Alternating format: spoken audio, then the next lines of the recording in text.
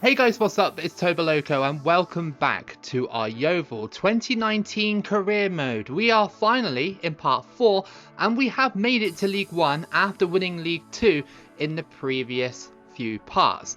Now, a few of you told me in this series that it's going a little bit too slow. Like I'm doing it in parts, like half parts and stuff like that, and I figured, alright, that is a valid point. I'm doing it far too slow. Let's speed things up a little bit today. So I'm going to be doing the whole of the League 1 campaign to show you how it went, and I hope you guys enjoy it. So going into the League 1 season, obviously we've already done pre-season and all the transfers and that. So our first game in League 1 was against Fleetwood Town. This was the first taste of League 1 action for Yeovil, and I knew this league was going to be slightly stronger than League 2 and the skill level was slightly more competitive. However, our first match was a blast as we won 4-0 over Fleetwood Town. What a start to our League 1 campaign. Our second match was against Wycombe Wanderers, and they had the beast that is Akinfenwa up top, so I knew my defenders were going to have such a tough time defending against one of the strongest players in the game. Literally, he has 99 strength. But luckily in this match we kept him quiet and won 2-0 against them. Okanabri and Agard at the moment in the first two games seem to be very good, and even Di Almeida is getting a few goals on the score sheet already from the midfield position. In the Carabao Cup, we hosted Notts County, and I used my reserves and kids for this game, and they were a difficult side to play. Even though they were a league below us, they were still very difficult. We took the lead in 26 minutes thanks to Duffus, and then in the 81st minute, we doubled our lead thanks to the header from our academy player, Jorginho, the right back. With that, we won the tie 2-0 and advanced into the next round of the Carabao Cup. Now, if we were going to win League 1 or get promoted, we would be up against some fierce opposition, the favourites being Hull City and Ipswich Town. They dropped down from the Championship, I believe, especially Hull City. They dropped down and now are in League 1. So we've already got two big teams that we have to contend with. Our next match was against Ipswich in the league game, and we held them to a 0-0 draw, and I thought that was pretty impressive for our little Yeovil side. Away from home against Blackpool, Di Almeida scored his third goal of the season early in the game. We won 1-0, and I have to say I love when you win away from home. The fans are like really angry and whistling all the game, so like we took the lead quite early, and then throughout the game when I had possession of the ball, they were like whistling and jeering and stuff. I love that kind of feature. Obviously it's in other FIFAs as well, but in FIFA 19 it does seem to be more prominent. Our next game in the Carabao Cup was against Premier League side Southampton. What a chance for Yeovil to potentially upset a Premier League team. And the upset looked to be on early in the game as we took the lead thanks to a header from Okanabri. However, this lead would not last long as Southampton quickly scored 2 goals and a third in the second half, which was a little sad really because I thought that we could make it competitive. However, Yeovil did play very well against the Premier League team. Of course, a Premier League team like Southampton is going to have the firepower to beat a League 1 team. After the game, I decided I needed another centre-back, and we signed a free agent called Nico Boxall. I recognise the name. I think he's from New Zealand, or I think he's around that sort of part of the world, either Australia or New Zealand. And we managed to bag him through a free agent contract, and I needed that just in case of injuries or just better rotation. Now, League 1 was very difficult for Yeovil, being a step up, but Yeovil have been in this league in real life before, for a very long time before they got like relegated and stuff like that. But in the first 10 games, we were doing exceptionally well. Against Rochdale, we won 2-1 thanks to an Agard double. Away from Lincoln City, we were exceptional, winning 4-0 and Lincoln having a man sent off, Mugabe's goal being the best of the bunch. We then beat Coventry 1-0 at home and Rotherham 3-1 away from home. Yeovil seemed to be getting comfortable in this league, and like I said, it was a hard league, like we were conceding goals and stuff like that, but I didn't expect it to be this easy. Another big match coming up was against Portsmouth. Now, Portsmouth obviously are a big team in League 1 in my opinion. They're one of the better teams in there, but Yeovil really performed so well against them. We were at home for this one, and it was a fantastic performance. Almeida scored in the 6th minute, that's another goal for the midfielder. Then Jake Gray made it 2-0 before half time with this nice strike. After half time, Okanabri made it 3-0 with this lovely header, and our 4th came from a few deflections from Fontana's shot, and Portsmouth didn't even look like getting into the game at all. They were supposed to be like one of my most dangerous teams, you know, like a powerhouse, and yet they lost 4-0 against us. We next had a sort of rivalry game up next against Plymouth Argyle. Technically a rivalry, but I mean, not as much anymore in real life because, you know, the difference between the two teams in leagues and stuff, but they're very close in regards to, like, geographically, I guess. And it was a very tough game for us, but Duffus gave us a lead in the 55th minute and we won 1-0 after a very cagey game. After 10 games, we were top of the league and we had not lost a match yet, which is remarkable. But it had me thinking, when was it going to come to an end? Surely we can't go on like this for the rest of the campaign, could we? Next up, in League One, eventually we went against the favourites for League One and our title rivals, Hull City. Hull City were constantly behind us in this series, as I will mention a little bit later. They should be winning League One. After dropping down from the Championship, they have the strongest squad, they have the biggest budget of the league, they should be winning it. Jared Bowen gave Hull City the lead first, and our goalkeeper should have done way better with this one. Should have just picked it up. But then in the 60th minute, Madry equalised from this strike and Yeovil were straight back into the game, which honestly surprised me because I didn't think Hull would give us anything. We then conceded through this Hull City corner. As it was crossed in, it was knocked onto the back post and smashed in for 2-1. I thought we were done for, I thought this was the end of the game, but then very late on in the 84th minute, we somehow equalised again thanks to this goal. It was great passing play from Yeovil, found a tight spot and obviously put it into the back of the net for 2-2. I have a feeling the next matchup against Hull in the future was gonna be like this again. So to cut a long story short, you know, I usually go over every single match, but this time I'm not going to do that. I'm just going to do just the most important ones. Yeovil were constantly winning or drawing their matches, which was great. Basically losing on the very rare occasion, which was obviously amazing for League One standards. As we got deeper into the campaign, we were still top, but Hull City were just over our shoulder for most of the season.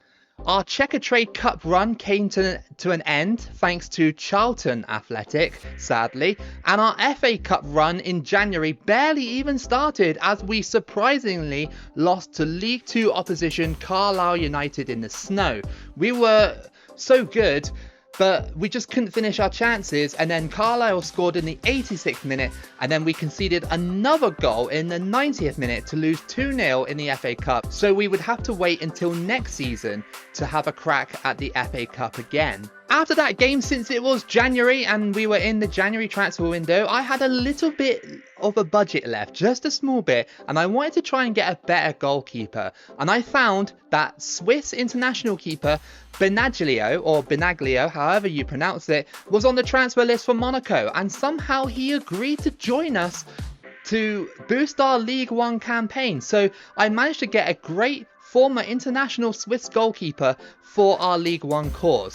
As League One pressed on, it was clear that Yeovil probably were going to be promoted from League One. We were top, but Hull were chasing us. However, the gap from Hull City down to 3rd place, you know, the automatics and promotion spots, was getting bigger. Literally, Yeovil and Hull were pulling away in a 2-horse race, and the rest of the league was left to fight for itself.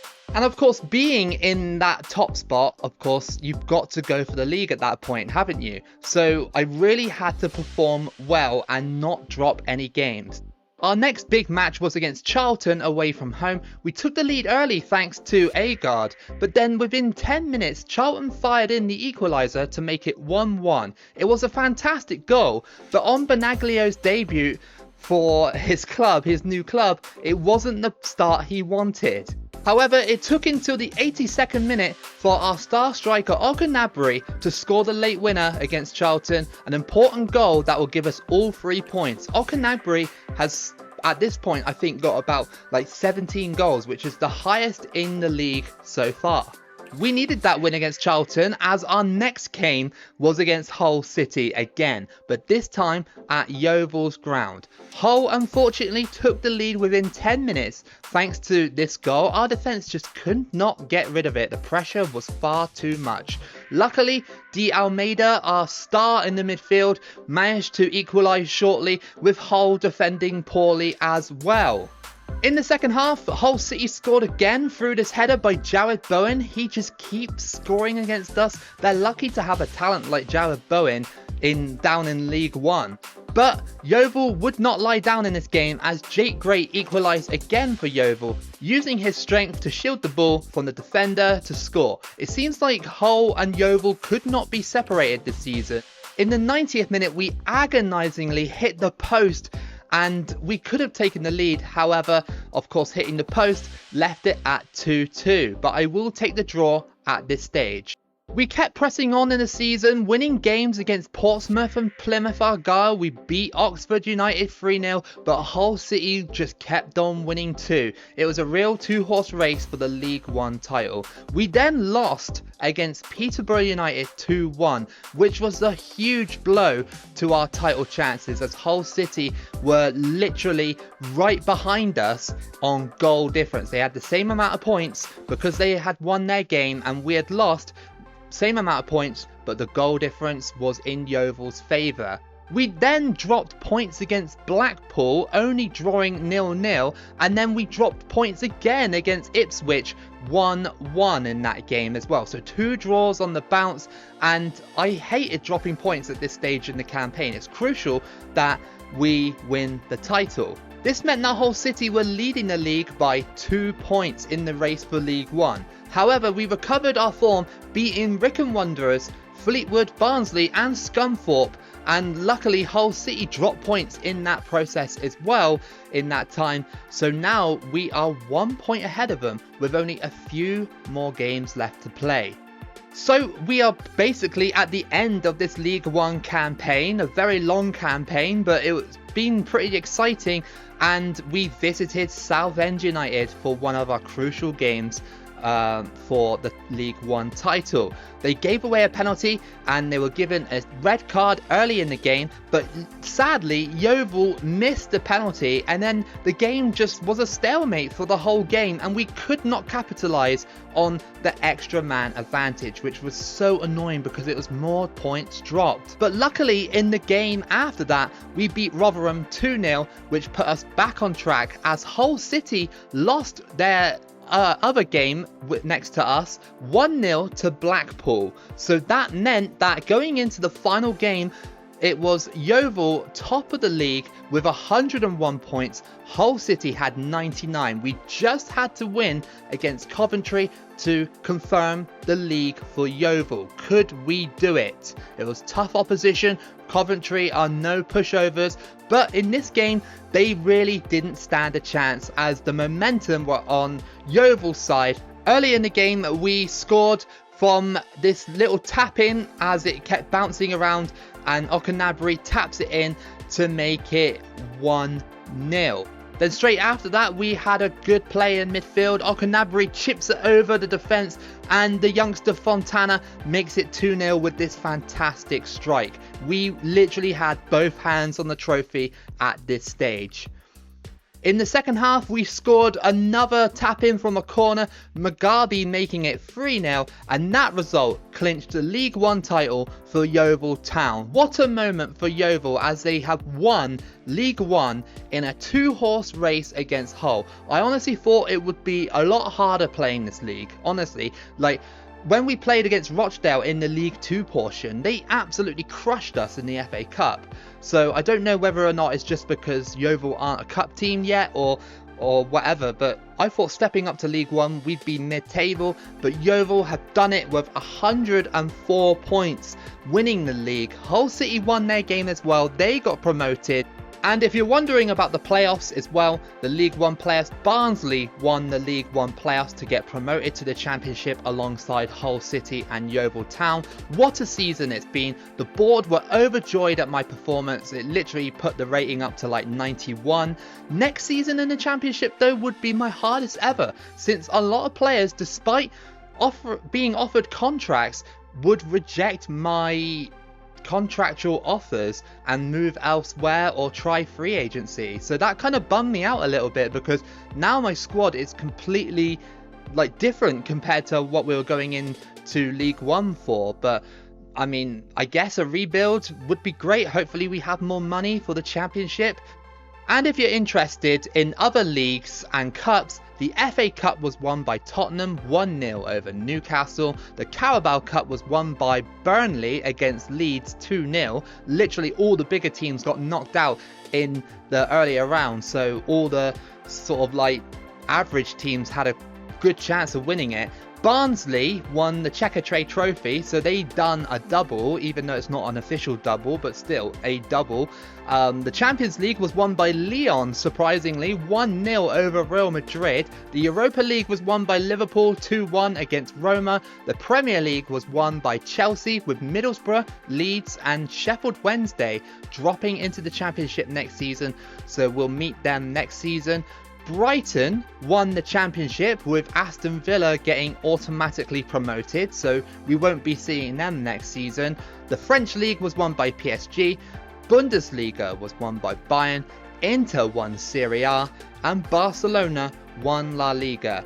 And that is your whole campaign in League One for your Yeovil Town 2019 career mode. I hope it was good. I hope that I did it quickly and efficiently, but also explaining a lot of the more important details. I know that a few people wanted it to be like that, and I hope I've done it well today. Tune in next time, where maybe for the Championship part I will probably, well, maybe I'll live stream it. But if you did enjoy this part today, then please give it a like and subscribe. Keep it loco as always, and I'll see you again for the next video.